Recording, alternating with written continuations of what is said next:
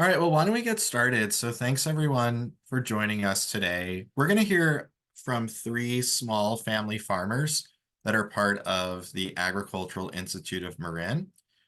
And we're going to hear more about some of their personal stories, the challenges, and the important role that small family farmers play within our California local and regional food system.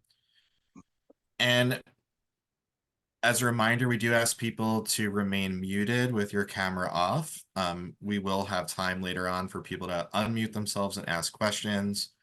And we're also recording this video webinar as well for people who couldn't make it today. So what I want to do first is just to say a little bit more about who we are at the Agricultural Institute of Marin. So many of you may know us for your local farmers market that you shop, and you can see the icons for the 9 certified farmers markets that we operate as a nonprofit organization, including the Marin Thursday and Sunday, the downtown Santa Fe and Point Reyes markets in Marin County. In the East Bay, we operate the Grand Lake Market at Lake Merritt, downtown Hayward and Newark Farmers Market. And in San Francisco, we also operate the Clement Street Farmers Market and Stonestown Farmers Market, which are certified by the state and local ag departments and provide a platform for over small to mid-sized farmers, fishers, ranchers, and food makers to sell their wonderful products directly to over 40,000 shoppers and eaters per week that are part of our local food system. I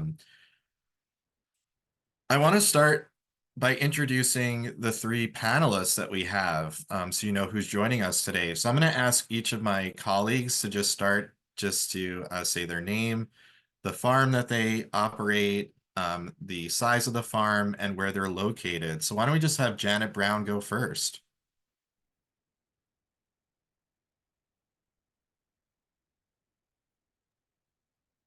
Well, hello, everyone. And first of all, shout out to Bay Area food culture. And I love everyone who joined this call. Our farm is All Star Organics, and this year is our 30th year of farming and our 30th year of being certified organic. We have a field of about 12 acres in Nicasio, and we farm another field about 3 acres in size in Point Reyes. And those two fields together help us go year round and produce all kinds of crops in every season. And I would just say that becoming a farmer was kind of a lifelong dream, starting with being an organic gardener, and we're moving more into understanding more about nutrition and the environment.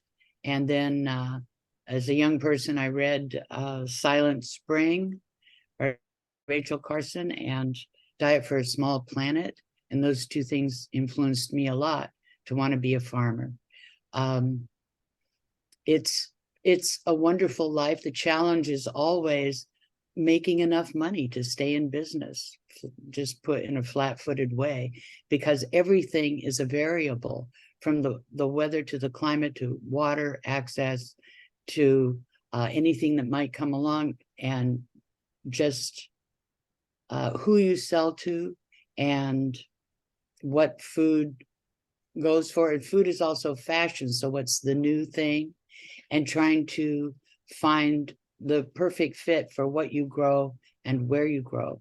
And so it's kind of a lifelong learning process, but really worthwhile. And I just want to thank everyone who's interested in and shops at farmers markets, because I think that's a huge opportunity for a small family farm. I mean, people seldom are at the farm and see the farm. All they know about the farm is what they see at the market and how you put yourself out and what you do. But there's this whole Bay Area food culture that's resilient and dogged and knows what they love and has wonderful taste and seeks out what they need to make their life happy and healthy. And that is a great opportunity for a small farm. And as much as I want to communicate to and in a loose sense, educate, the people who come and shop with me. By the same token, the customers have really shaped over the years what it is that I do, what I grow, how I go year round. And that feedback has just strengthened our farm and made us more resilient and sustainable. So it's the people make the market, the farmers make the market, and the Agricultural Institute of Marin is the permeable membrane that brings it all together and allows the exchanges, the vital exchanges, to be made. So I would just say we're a diverse cropping operation. We grow garlic and onions and English peas, green beans, cucumbers, summer squash, tomatoes, peppers, winter squash, and other things too, herbs and different things. So that's something that's just grown over the years, and that's our year-round cropping system, and that's what helps us keep going. So Great. Thanks so much, Janet, for telling us a little bit about yourself and your farm. Why don't we have Roberto go next? And if you want to just introduce your name, your farm, where you're located, and tell us a little bit about what you grow. Of course. Well, first of all, I want to thank everyone for be here and for being able to listen to what we had to say. I'm Roberto Rodriguez from Rodriguez Brothers Ranch. We are located at Watsonville, and it is 2023. We just it was our 20th anniversary of being on our own business, having our own farm. We've been farmers our whole life. Back in Mexico, I'm in Mexico right now, but here in Michoacan, we started with my grandpa when I was 10 years old. And then before we established our own farm, we worked for my oldest brother, which he grows also strawberries. But for us, we just turned it into a more diversity. So we went a little bit forward with it. We grow strawberries, we grow blackberries, raspberries, and a variety of mixed vegetables. Our farm is around 180 acres. We have almost already everything certified organic. We've been through a transition for many years. It's almost like 10 years for doing transition from being conventional to organic. And finally, on January 1st, we'll be ending with that. So that's a good thing. And on the vegetables variety, we grow broccoli, cauliflower, artichokes, carrots, beets, and corn. I can't just mention everything because it's a lot. But yeah, that's pretty much what I can say about a little history. Great. Thanks, Roberto. And last but certainly not least, Cameron, do you want to introduce yourself? Yeah, you guys are such superstars. I'm Cameron Chrisman. I'm work with my small family farm, Petit Teton. We're in southern Mendocino, just outside of Boonville. We're a fully diversified farm, and our specialty is taking all the stuff that we grow, whether it's fruits or veggies, and putting it in jars, basically. We have a commercial kitchen. We only work with the stuff that we grow. And we produce a wide range of canned goods with that. We also raise animals. We have pigs, cows, chickens, yaks, king pigeon, rabbits, some ducks. I mean, a little bit of everything. And recently we got a small cannabis cultivation license as well. So our main thing is that we don't source from outside the farm. We try to keep it all in-house, and we primarily sell direct to consumer. Great. Well, we really appreciate Cam and Janet and Roberto for joining us today. So not only are they three amazing farmers, they're also part of our board of directors as AIM's nonprofit organization. We have a board of 15 amazing members, and our bylaws require that at least half must be engaged in farming, fishing, and ranching as a way of life.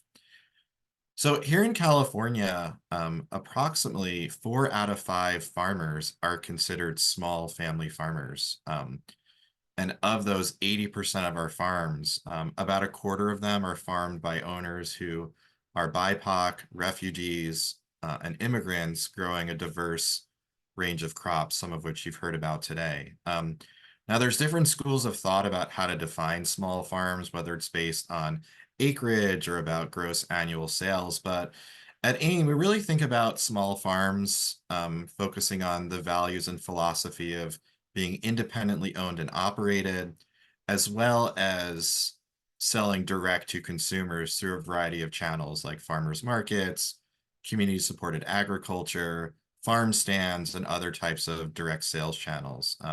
The business owners here with us today, along with their business partners, play a substantial role in daily operations. We also know that small family farms generally cannot compete on price alone. So they have to differentiate themselves through a variety of other ways, including varieties, flavors, timing, quality, diversity, and so forth. We know that our food system is set up to support large-scale industrial agriculture, even though they only represent 20% of farms. And in fact, many federal and state rules were designed to support large-scale industrial growers. So oftentimes our small family farmers have to really bear the burden when it comes to regulatory changes, when it comes to planning for water resources and other types of day-to-day operations. The US Farm Bill as well generally supports large-scale commodity growers producing corn, soybeans, wheat, cotton, rice, peanuts, sugar, and so forth. And here at the Agricultural Institute of Marin, we really value advocacy on behalf of the small family farmers, ranchers, and food makers that are growing and producing food that we can eat. Before we dive in to hear more from our panelists and our stories, we're going to do a little activity. So some of you may have heard before of what's called a word cloud. And so we wanted to hear directly from you today about what are some of the key words that resonate with you, or what does it mean when you hear of local farms and farmers markets? So what we're asking you to do in the chat, my colleague Meg placed a link. If you can click on the link and just take a couple minutes just to type in what words or phrases pop out to you when you think about local farms and farmers markets. And then we're going to share those back with the group. So you can enter a word, a phrase, or something else.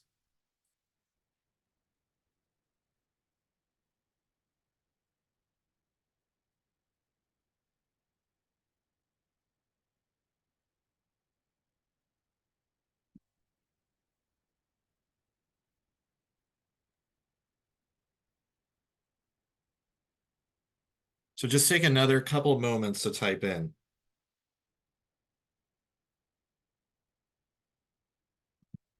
What your thoughts, what does it mean to you when you hear local farms or small farms? And then we're going to share the results. We see some keywords coming up like community. So the bigger the word in font, that means it's been more frequently stated. So community, fresh, diversity, regenerative, access, keep them coming in.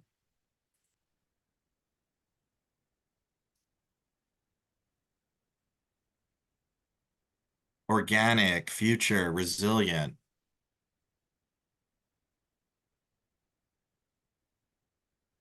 Local food shed. Oh, really great terms. And I think what's really powerful is that we as producers or organizations or consumers, we're able to co-create the values that we want in our food system.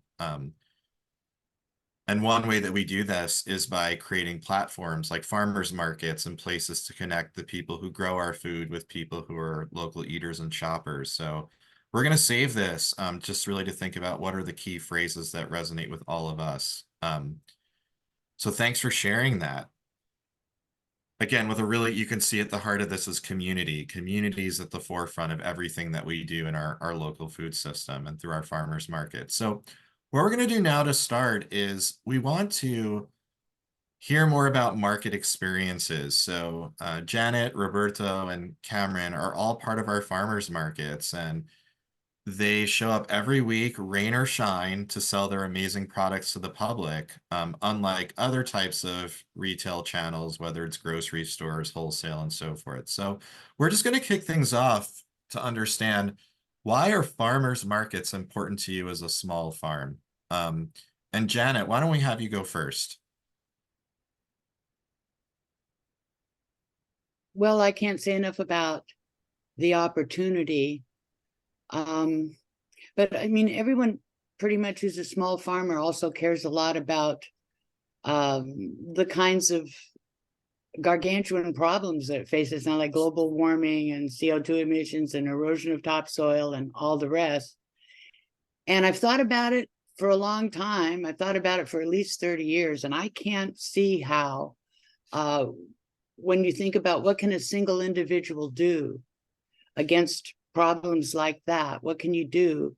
And it seems to me that though the problems are enormous, the solutions are often maddeningly small. And for me, it's shopping at the farmer's market, because if probably agriculture, the food system, is one of the greatest contributors to some of the problems. And the farmer's market is a place where you really can eat your values. You can go there, buy the food, and be contributing to solutions to things you say you care about. And your dollar buys you something wonderful, fresh, and highly nutritious to eat, and it supports a local farm, and it keeps the farmer's market going, and all of that's really important. But your dollar also ramifies in ways that I don't think everybody even understands. It's what you are contributing to is much greater than just taking home a bag of some of the nicest food you're ever going to see. And it's that important extra value added part of what we all make together, that does make a difference, and that is really significant. And like I said, just on your own, you can start to create the future you dream of, one mouthful at a time, when you're shopping at the farmer's market. That was so beautifully said. I love, Janet, hearing you say eat your values, and that's really important and something that we all attempt to do every day. So thank you for sharing that. Cam, let's hear more about, why are farmers markets important to your farm? Yeah, certainly. I actually ran across a statistic recently that was really revealing. In 1900, households spent about 40% of their income on food, and today it's closer to about 10%. And I think that, kind of speaks to, there's less need to be closely associated with the food system personally. And because of that, I think we see a bit of a disconnection for people in general from the food system. And I think, like, people don't really realize the extent to which food is subsidized in this country, which means, which doesn't mean that you're not paying for it. You are, through your tax dollars, they're going to those subsidization programs. But it creates a situation where farmers that are receiving subsidies can make ends meet. But small farms that don't are at a huge disadvantage. And the true cost of food production is much higher than people think, primarily because their perception of, like, the benchmark of what food costs kind of comes from what they see at these big box stores. So farmers markets, they allow our business to sell directly to the consumer, and they help us capture over 90% of our sales, which is a pretty shocking figure. And here's another good stat for you. Like, the farmers market sales account for over 70% of our overall sales. So we're pretty happy to pay the only middleman involved in this equation, which is the Agricultural Institute of Marin, because their interests are aligned with ours, and they provide various types of support outside of the farmers market platform. But the farmers market platform alone is critically valuable, not just because it's the most efficient way for us to distribute our products, but also because it allows us to educate the consumer on what the difference is between what we're making and offering them and what's available at these, big box stores. So our margins are razor thin, if possible, if positive at all in a given year. And if you take like capital spending requirements to operate a farm into account, along with the cost of either leasing or purchasing land, you quickly get to a point where you realize that the economics just don't really add up too well. There's just not really a lot of room for wholesale distribution models, and it makes farmers markets an essential part of a direct-to-consumer business model. So I think as a nation, we need to start tilting our subsidization structure, a little bit away from the industrial agriculture model and a little bit more towards supporting a small farm future. Something that, I can point to in recent years that's encouraging in this realm is the growth of EBT. It's electronic benefits transfer. So it's matching dollars at the farmers market that are spent at the farmers market, and they go into supporting small farms, and they help the folks that get them to eat nutritiously and make their dollars go a little bit further. And that's one of the things that AIM is really important and plays a role in, is advocating for and securing those EBT benefits on an annual basis. And I think, Andy, you can kind of speak to maybe some of the numbers as far as the growth of EBT at the markets for AIM in recent years. Yeah, I mean, thanks for bringing that up. And for us, programs like EBT help to support people that are struggling to put food on the table, but also provide economic support directly to small family farmers. And we've seen that, especially from the pandemic through now, we've seen incremental growth. We've had about a 287% increase in our EBT utilization. And a big part of that is because of the market match program. So we work with about 60 organizations in a coalition called the Market Match Consortium that's run by the Berkeley-based Ecology Center, where we provide up to $15 per day in matching funds to help provide a dollar-for-dollar match for people using EBT, formerly called food stamps, to buy local healthy food. And all of that money goes back to the farmers. And just to put that in perspective, in 2022, across AIM's 9 markets, as well as the Roland Route, our mobile farmers market, our farmers market on wheels, we distributed about $1.2 million in EBT and market match benefits that help to nourish our communities, treat people with dignity, where they can buy foods that are culturally relevant, that they're able to cook and prepare at home. And all of that goes back directly to the farmers. So it's not going to industrial agriculture. It's not going to support multinational corporations. We're keeping that money and that food local and responsible. So Roberto, tell us a little bit more about why are farmers markets important to your business? Well, farmers markets are so important to us. We, 98% of all our crops, they go to a farmers market. So basically, I would say farmers market are critical to us to stay in, and for us people to come and buy from farmers market. At the beginning, when we start farming, and we were dealing with all these brokers, having our produce to be picked and sell to brokers, and then to be shipped.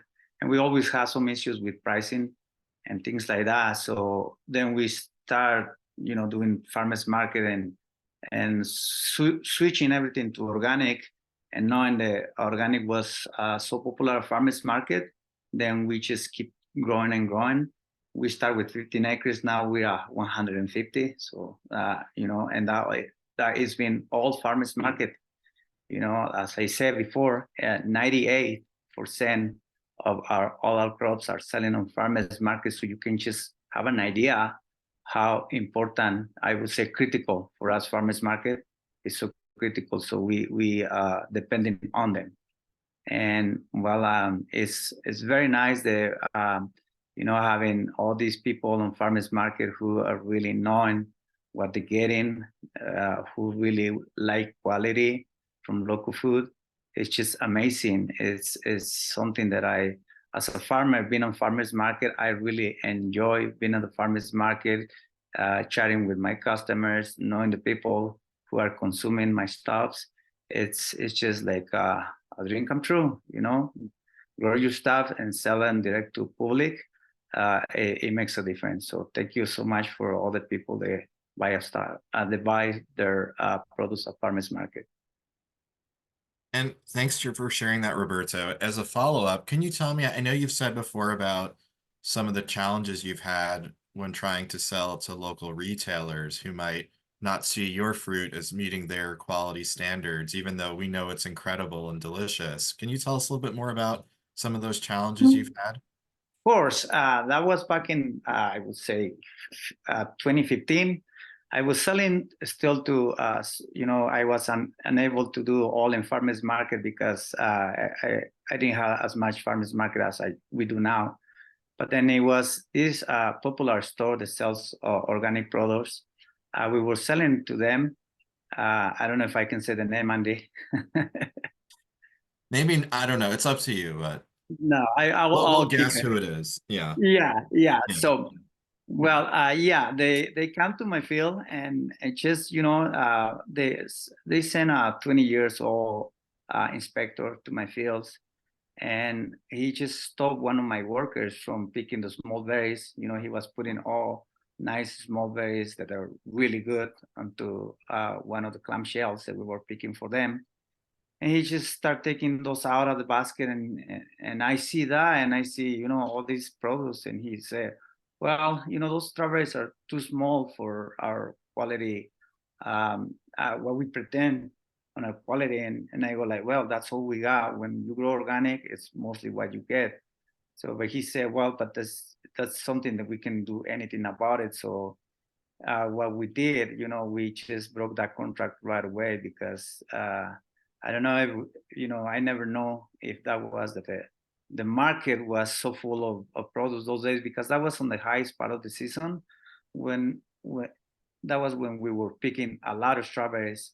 But then that's when it's, important and critical for us to sell all those berries for a fair price.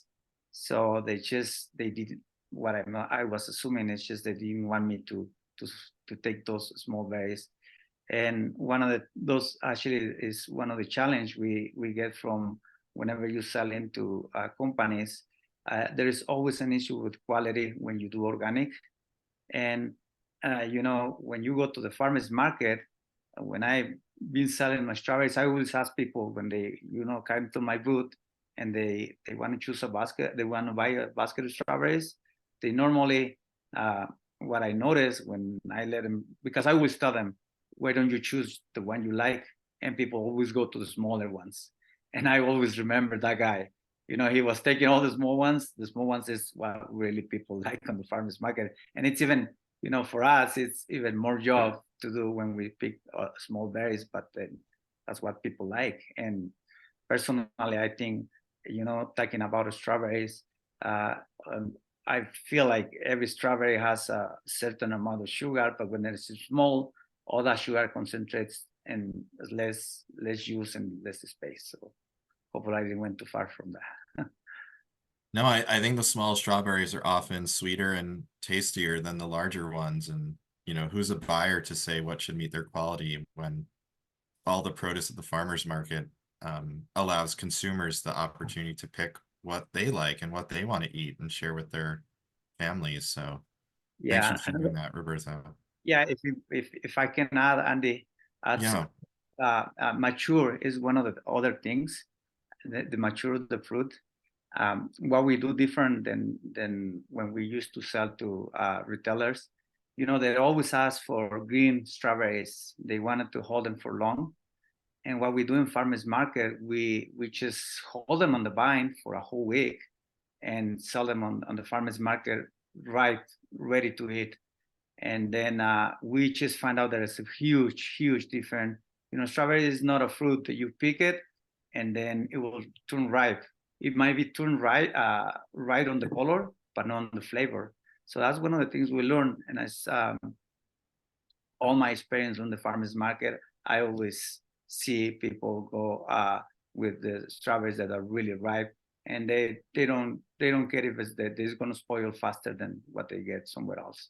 But that's things that we've been learned from people. Yeah, thanks for sharing that. I really enjoy getting fruit and veg that are in peak ripeness and really understanding the true taste, and not something that was harvested, weeks ago and sitting in a warehouse. So I really appreciate the freshness that the farmers, all of you, were able to bring. Let's talk a little bit about some of the challenges of small farmers. And we know that we heard Cameron say before, small farms operate on razor thin margins. And, it's almost every week that I hear about another farm that's at risk of going out of business, or that has to do a GoFundMe to stay in operation because of the many challenges and the rising costs of doing business for small farms. So how do you make it work financially as a small farmer? And Roberto, why don't we start with you? Yeah, well, of course, for us, it's, in farmers market, we just find out that we always getting a fair price for our products. And it's amazing that people, it's willing to pay a little bit more than what they pay in the store. Sometimes I get this questions from people saying, why are you more expensive than the store? And having in mind that, whenever one of those stores being that much quantity, let's say like they have tons of products and they had them for sale, and they can do really, really low prices. For us, it gets a challenge because we have to do the picking, we do the transporting, and we do the farmers market. So it is that doubles the work on what we do, like just be picking one day, put him to cool down, then put him on the trucks or vans to deliver, and driving for 2 to 3 hours to the farmers market. So that's, pretty much a challenge. And since now we're doing, like on the weekends, we do around 30 farmers market alone. So that really makes everything kind of difficult, having in mind all the money that we have to pay on gas, all those people that we had to send to every single farmers market. We also, taking care and having all these people that are helping us in the farmers market to get well paid. So that is like what we get on farmers market. We're able to do that, and I love it. That's the part I love about farmers market, being able to pay my people what they deserve. Thank you for sharing that, Roberto. Janet, why don't you tell us a little bit about how do you make it as a small farmer financially? Well, as Cam mentioned and you mentioned, profit margins are small. So you try to always have good things to bring to the farmers market, a diverse year-round way to be there. And we also created a value-added line so we dry herbs, and I make herbal salts and herbal sugars and dried herbs in a jar. And that helps us preserve some of the harvest and sell it, and also get a little value on top of just the raw value of produce. And I think everyone is frugal. Everyone tries not to waste and to make the most of what you have. And you have to just be awfully flexible to just kind of roll with it, whatever's coming, because whether it's fire or drought or flood, or how about the 6 Bay Area county shutdown, when all of a sudden all the restaurants, which were a huge part of what we did, the restaurants shut down, and the little trendy stores that carry my herbs and things in jars, the cheese shops and the wine shut down. But the farmers market, partly due to Andy, our fearless leader, was deemed an essential. So they were going to shut the farmers markets down. And we said, well, wait a minute, this is one of the safest ways at this time to come and get food. It's outdoors, and why would you? And it's a critical thing, you know, air, water, food. And so they stayed open, and the people came. They proved they'll come through drought, fire, flood. They will show up with their bag on their shoulder, and we all kept it going. It was really, really important. For a while there, the farmers market, what else can you do? It was such an important thing. And I also got a better sense of something I hadn't thought so much about, is that farmers markets are actually a mobile emergency food supply. They can show up, they're assembled, there's fresh food, there's prepared food, there's hot drinks, there's music, there's a community. And it really made a big difference. I know when a lot of fire victims were evacuated to Marin County, and then here came the Thursday farmers market right in front of them. It was such a wonderful thing to have. You know, it was kind of raised the spirit a lot. And the farmers were just as dogged and showed up, because they, you know, you can't hold on to the food, you need to sell it. So you need to have customers in front of you who are also willing to show up and make the market happen. Great. Thank you so much, Janet. And I know we've been through a lot together, but we're learning from all those experiences and really showing the resilience of our local farmers market, farmers and food systems. Cam, how do you make it work? Oh, goodness. What a pertinent question. Yeah. You know, if I had a great answer to that question, I think I would probably sleep better at night. Our small family farm's in its 18th year of operation, and we've never had a year of profitability. I mean, that may seem like a surprise to some folks and begs the question of why we do it, which is a really valid question.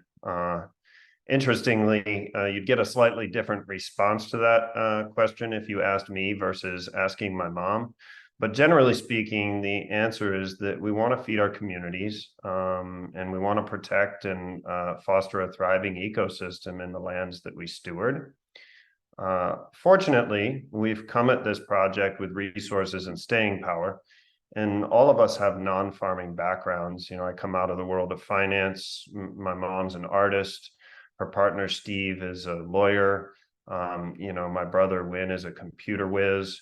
And all of these skills, you know, by the way, are necessary for the success of a small farm, because you need all of these sets of skills to be able to operate. And that's on top of the financial resources.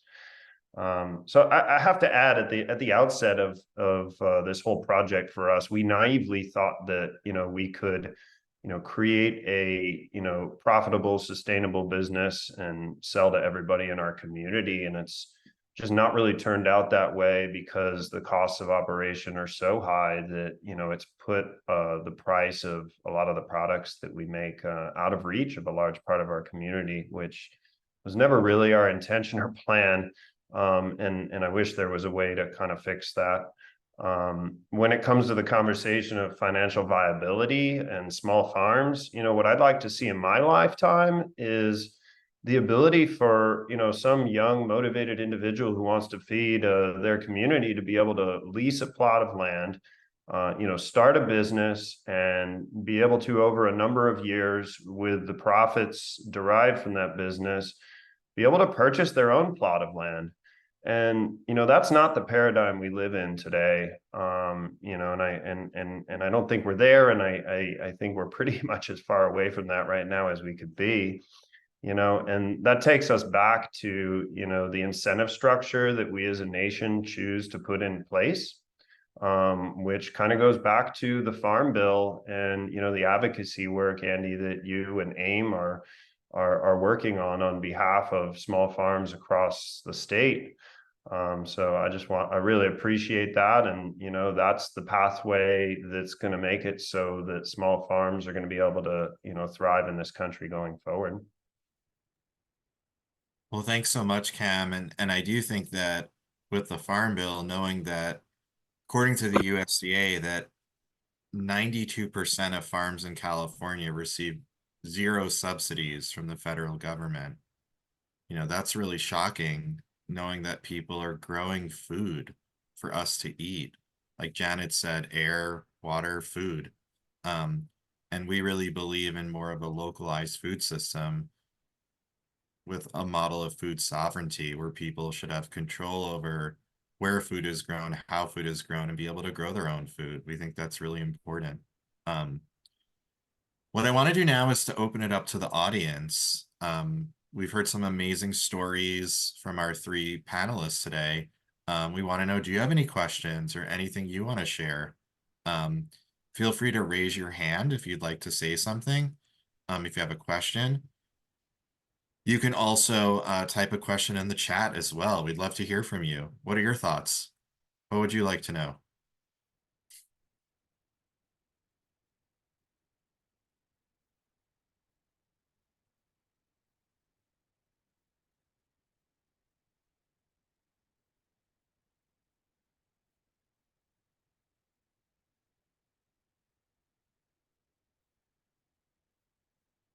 So we have a question from Monica Rocchino.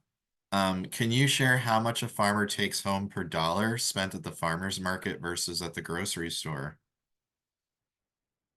So I can share based on data from the USDA Economic Research Service and further analysis from Farmers Market Coalition that they found that for every dollar of food sold at a grocery store or through intermediated wholesale channel, that the farmer ultimately gets about 14.5 cents on the dollar, with most of the rest of that going towards distributors, marketers, and so forth. And when farmers sell direct to the public through farmers markets, that they can earn on average about 90 cents on the dollar. So the the margins for farmers markets are incredible, because we're cutting out the middleman through this model. So, and I know Janet, Roberta, or Cam, if you want to share any of your real world economics, is that really true based on what the some of the national data have to show?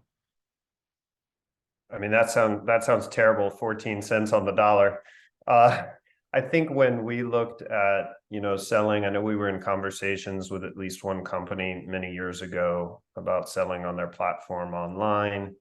And it seemed like at that time, it was like a 30 to 40% wholesale discount is what they were looking for and asking us not to raise our prices. So that's just another 30 or 40% that we would be losing.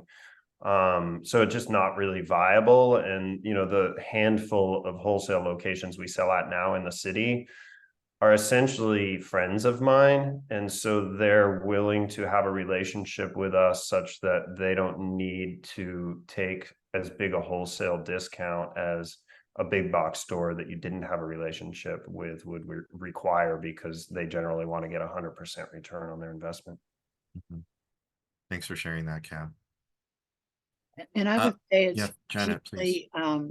Often half or less than half of what you could sell it for at the farmer's market. And so the grocery store will get you to get your price down, almost trying to compete with anyone else, anywhere else that they could be buying from.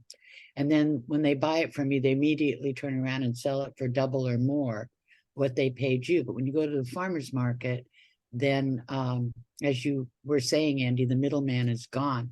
The equation is different. And the money you make at the farmer's market, you take home and put right back into the ground. I mean, and there's a whole economic theory and practice around local dollars and local economies. And in the case of a small farm, the dollars in a way are sourced right out of the ground, circulated within the community, and go right back to the farm. So that's an extremely efficient model with as little taken out of it as possible. And it's an edge that a small farm needs. Like you said, it's not like the government is going to come and say, hey, do you need some help? What can we give you?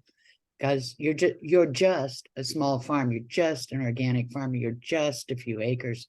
Why would anyone want to invest or help or keep that going? But I think if I was raised in an age where when I was young, centralization was all the rage. It was like centralization is the answer, it's the most efficient, it's the best. And then what I learned from COVID about centralization, putting things so far from the people that are going to eat it, and then having to travel it back to them, is that supply lines break down. The longer they are, the more vulnerable they are. And the idea of building a strong, resistant, networked local food system is the safest thing. If you want to feel secure, it's what makes me feel secure is knowing food's being grown all around me and it's within reach. Yeah, I think the themes of decentralization have really emerged as an important topic as we localize our food system. And thanks for sharing that, Janet. So, Roberta, we have a question for you from Mike Watt. He wants to know, how did you grow your farm from 15 to 150 acres? What was your secret for success? Well, I always, it's not only myself. Yeah. We are two brothers involved on it, and we've been making a really good team. We have our whole family involved, cousin, nephews. They're helping us, and now we just bringing some people also from Mexico with the H-2A visa program. But then, to be honest, when I see the growing out of our farm and our operation was when we start turning everything into organic.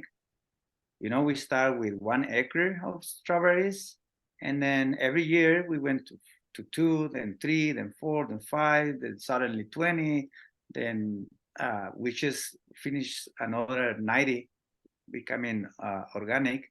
But truly, it's like it says, a teamwork between my family and my brother's family. My brother Menyon, I just want to mention him. He's the guy at the farm. While he's doing all the farm, I'll do all the farmers market, strategic and logistic to get into. So normally I go to the farmers market. I see what people like, and I just share with him right away. Sometimes at the moment when people had a complaint, I just call my brother and I say, you know what, I got this comment and I think it's something that you should have in mind. And finding the every year, every farmers market, our customers line is growing up and growing up and growing up, and we have a lot of people. They share, our things with friends, and then suddenly those friends became customers, and those customers are bringing other people. And I think that's been our secret. And just like I say, it will be, I wouldn't take the whole credit. I will just give the credit also to my brother because he's doing an amazing job at the farm. And I truly do my best to do on the sales part, and then the administration of everything, because I do the administration of the farm, all the accounting, everything in it. So I've been, all these 20 years, it's been a challenge, especially during the winter, when the farmers market slow down, and we still have to planning on all those crops for summer. Like right now when we see it's winter, our sales went like 70% less than what we normally do on summer, and we still have to be working on the fields, be investing on plants, be investing on new all those crops that we'll be picking on summer. We had to be prepared all the way from almost a year before. So, and everything has to be paid on ahead. So then that has been my part, be making sure the menu has everything to be able to work on the farm. And then he gave me what I need when I'm selling on the farmers market, and I can tell people, here, this is what you want. So I would say that's our secret. Thanks for sharing that, and congrats on your success. Thank you. So there's a couple of questions coming in about land access. Darian Malikos asks about long-term land access as a barrier to farmers, especially beginning and new farmers.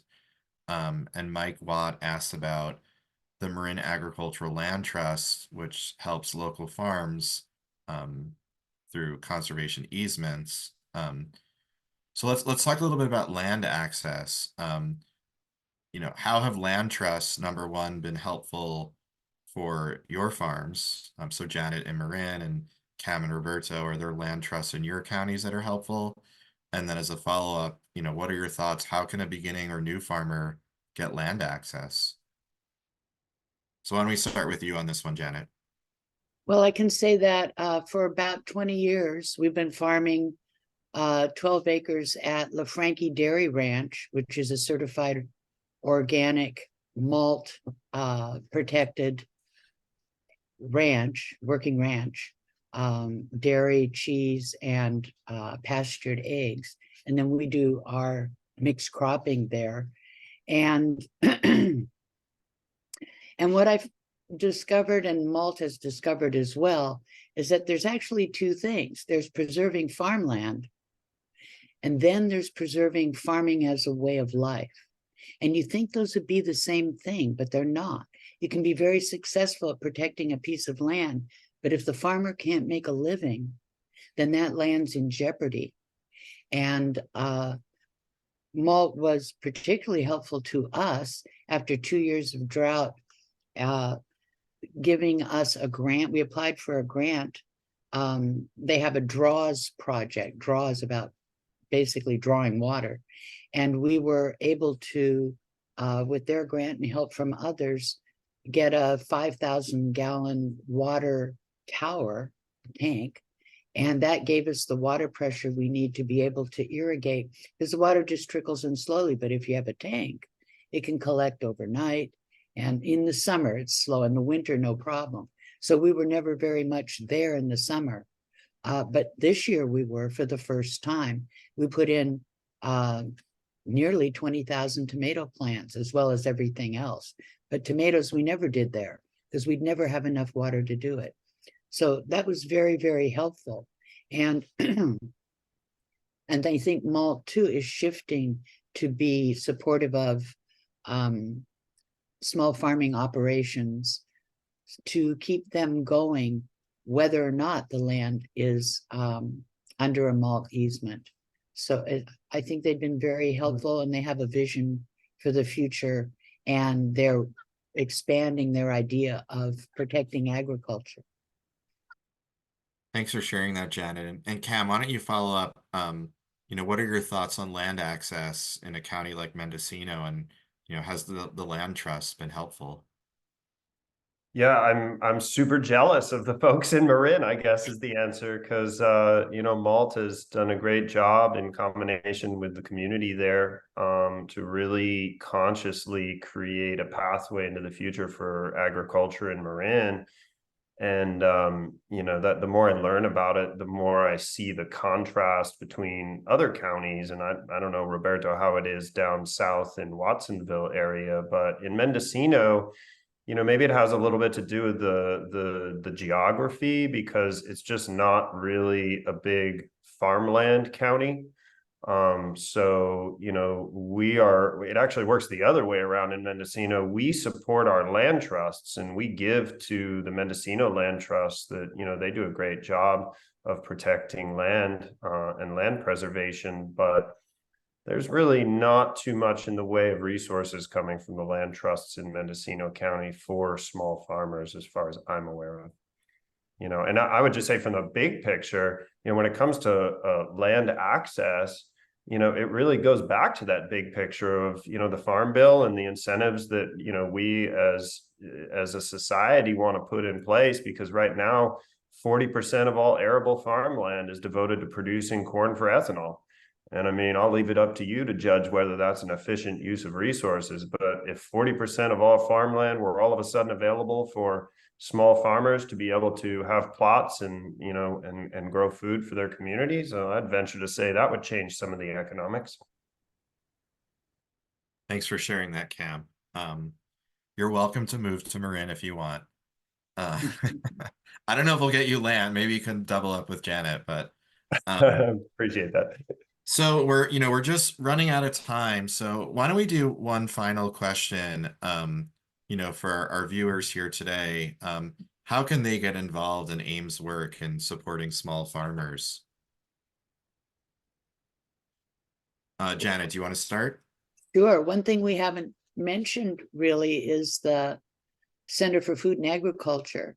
AIM is the driving force and guiding light in building a new center in Marin at the Frank Lloyd Wright Civic Center, a Bay Area Center for Food and Agriculture that will deal with these issues, that will make a permanent home for the farmers market and a really grand place to be, comfortable, and it speaks a little to that next generation of farmers market shoppers that the first generation toughed it out quite a bit. We have a 40-year, we're celebrating a 40-year anniversary at Agricultural Institute of Marin, 40 years of farmers market. But what made it successful this far isn't necessarily the thing that's going to keep it going for the next 40 years. But part of that vision is creating the Center for Food and Agriculture, where all of these interwoven, interlocking issues we've been discussing can come together and find support. It's actually a long-term vision for keeping agriculture thriving in our region, in our neck of the woods. And I am confident that when it's complete and begins to operate, which isn't very far away, it's not that far off, that it's instantly going to become a model that other counties will see and want to emulate. It's going to be really a vortex of all these kinds of issues. And it's aimed at the future that we all would envision, that's healthy and green and abundant and sustainable. Yeah, we're really excited to create a place where all people can connect and eat real food and experience real food culture and support small family farmers. So, Roberto, what's your final word for the group today? How do you think they can support small farmers? Well, buy your local farmers market, whatever is AIM farmers market or anyone. So please just go out and get the best of the local food. Hear, hear. Amen to that. And then Cam, final thoughts. How can people support small farmers and local food? Yeah, what your comment, Janet, really rings a chord about the Center for Food and Agriculture as being, possibly a model. I see it as a template for a small farm future, and perhaps it's only relevant, as we build it here in the Marin area to, the local Bay Area. But the idea that other communities can look to the different elements of how the Center for Food and Agriculture operates and kind of weaves that small farm community together and pick and choose what works for their community. It feels really powerful to be part of, building this center because, it really is going to establish a home base of sorts. And AIM is amazing. It's we're not just running 9 top-notch farmers markets in the Bay Area. We're educating the public about food in the classrooms. We're doing tours at the farmers markets. We do tours on the farms themselves. There's all kinds of food access programs being run and equity programs that are leveling the social demographic playing field at the markets themselves. And at the same time, when I think about what happens with our tax dollars, for instance, we live in a world where, the federal government, efficiently takes $1 in federal taxation and turns it into 10 cents of impact in the real world. When I think about AIM's position here, an investment in AIM gives you a full dollar of return. And even more, actually, you know, look at my friends Janet and Roberto here, along with the entire board of AIM, are donating their time for free to make sure that that dollar investment, you know, goes as far as it can towards achieving AIM's mission on an everyday basis. So, you know, I think the question I hope that everyone's asking themselves is, well, how can I help out? And there's a lot of ways with AIM, which is great. There's a lot of answers. You know, as everyone's been saying, shopping the market, I'm sure that everyone on this call is probably already shopping the market. And I just want to say thank you, because that means you're supporting this small farm community. You know, tell your friends like how tasty the produce is, how fresh, like how nutritious and how good it makes you feel. What a great community there is there. You know, you can join in AIM's advocacy efforts. You know, write your congressman, tell them what you think you want to see in the farm bill, you know, for the future of small farm agriculture in this state. You know, there's a lot of volunteer opportunities with AIM. You can go to the website and check it out. You can volunteer at the market. You know, there's 9 of them, so there's plenty of opportunities there. And perhaps most importantly, and right in front of us, we've got a year-end campaign going. We're working to raise $250,000 here to support our mission by year-end, and we're already in the middle of December, so we've got a little work to do. And if you've got the resources, you know, whatever you can give to support our mission and help us out, you know, we'll make sure that we work hard to make those dollars go as far as they can. So with that, I'll pass it back to you, Andy. Great. Well, again, I want to thank Cameron, Janet, and Roberto for taking some time off the farm and sharing their stories over this virtual format. You inspire all of us to do more, to achieve more, and food should be accessible to everyone. And small farmers are making that possible. So thank you all for joining us. Again, we want to thank all of our guests for being with us today.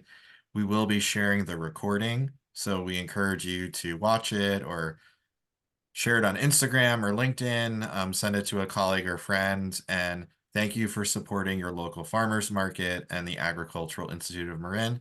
And we wish you all very happy holidays. Thanks so much. Thanks.